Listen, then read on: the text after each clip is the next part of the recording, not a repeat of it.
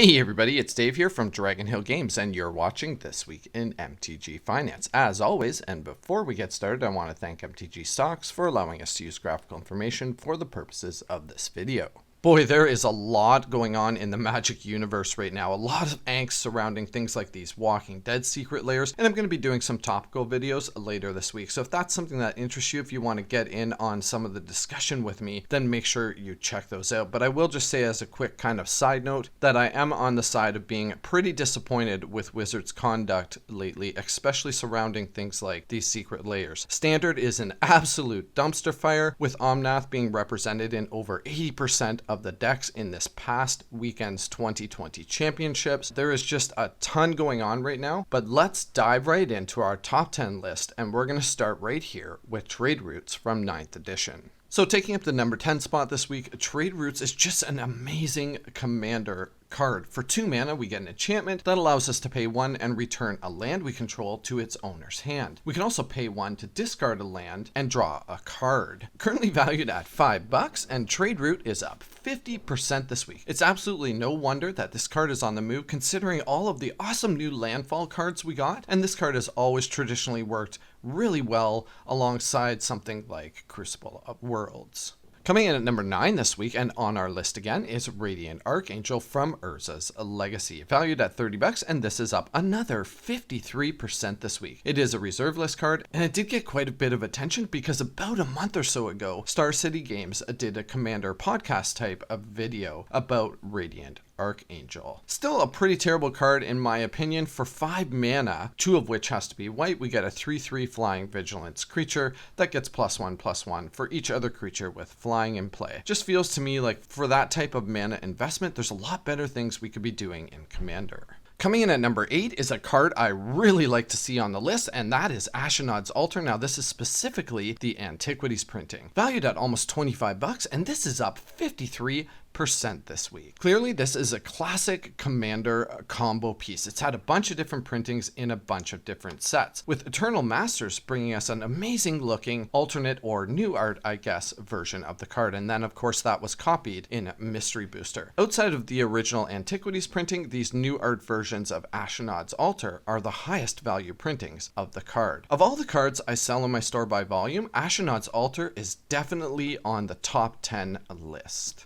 Coming in at number 7 this week, we have Drown in the Loch, an uncommon from Throne of Eldraine, valued at $3.50, and this is up 57% this week. I've been hot on this card for a long time. In fact, I've mentioned it as a buy recommendation in several videos in the past. Of course, this card is firing on all cylinders right now. It's a 4 of in the current standard Dimir Rogue stack. It's played in virtually every format, even Legacy and Vintage, and of course, Commander. Slots really well into the new Anwan deck, but this card is almost an auto include in any deck running blue and black.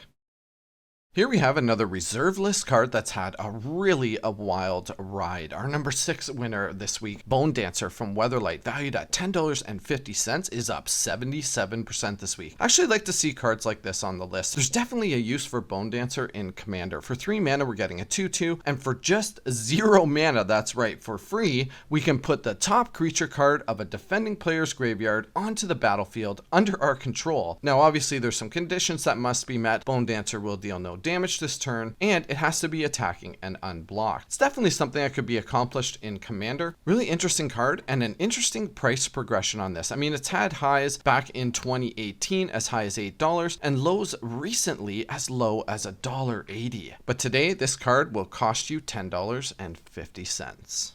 The buyouts of Legends from Legends is continuing, and this week we have Victus as Mahdi, currently valued at $37, and this is up 81% this week. These are the types of cards, and I mentioned this in previous videos, that I would be extremely careful about investing in. There's a bunch of these Legends, I believe it's all of the ones that were printed in Chronicles, that are just not on the reserve list, and investing in older cards that could be reprinted at any time just seems like too much of a gamble for me, especially cards that are unplayable. I mean, we're talking about a dragon in the Jund colors that costs 8 mana for a flying 7/7 that has fire breathing and attacks of paying the Jund colors during each of your upkeeps, or Victus is buried. Could be a fun card to have in your Dragon Commander deck as a little bit of bling, but other than that, I really don't see much uses for poor Victus here.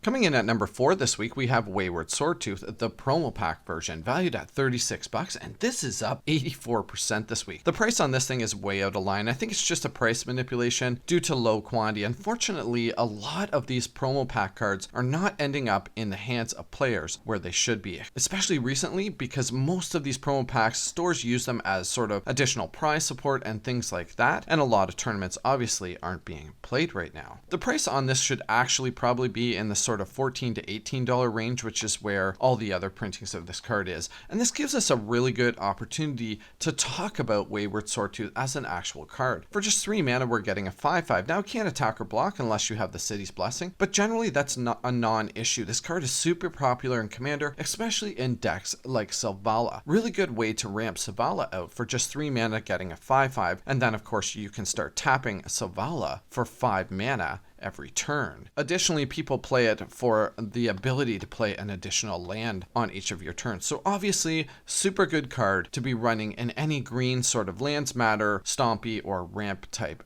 deck.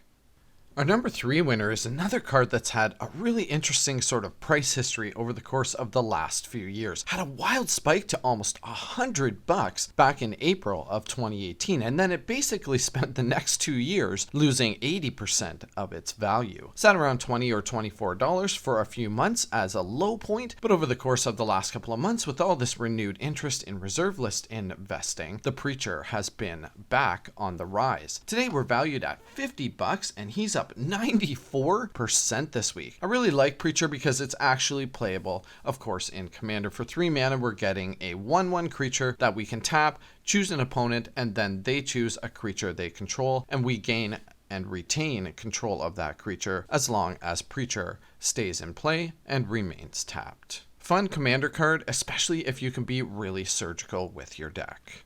Coming in at number 2, we have Escape to the Wilds, specifically the extended art version from Throne of Eldraine. Valued at $8, and this is up 127% this week. This is some smart sort of cherry picking investing by some smart people. This card spent nearly a year valued at only $2, and we're worth quadruple that amount today. And all of that interest has been since Zendikar Rising. Obviously, this plays really well alongside the new Omnath, which is probably about to get banned in Standard. At least it better if Wizards wants to save Standard as a whole. But Omnath is also a really fun Commander. And of course, Escape to the Wilds would be an auto include in that deck. And our big winner this week is Crescendo of War from Commander, currently valued at $11, and this is up 132% this week. It's the only printing of this card. Actually, a really cool card. To be honest with you, this isn't one that was really on my radar. For 4 mana, we get an enchantment, and at the beginning of each upkeep, put a strife counter on Crescendo of War. Attacking creatures get +1/+0 for each strife counter on Crescendo of War, but you have the added advantage and disincentive to your opponents to attack you because blocking creatures that you control also get +1/+0 for each strife counter on Crescendo of War. It was a junk rare for many years, but over the course of the last couple of years has been slowly and steadily gaining in value, especially with all of these awesome new decks with a bunch of new commanders that allot for extra attack turns. Crescendo of War, our big winner, up 132% this week.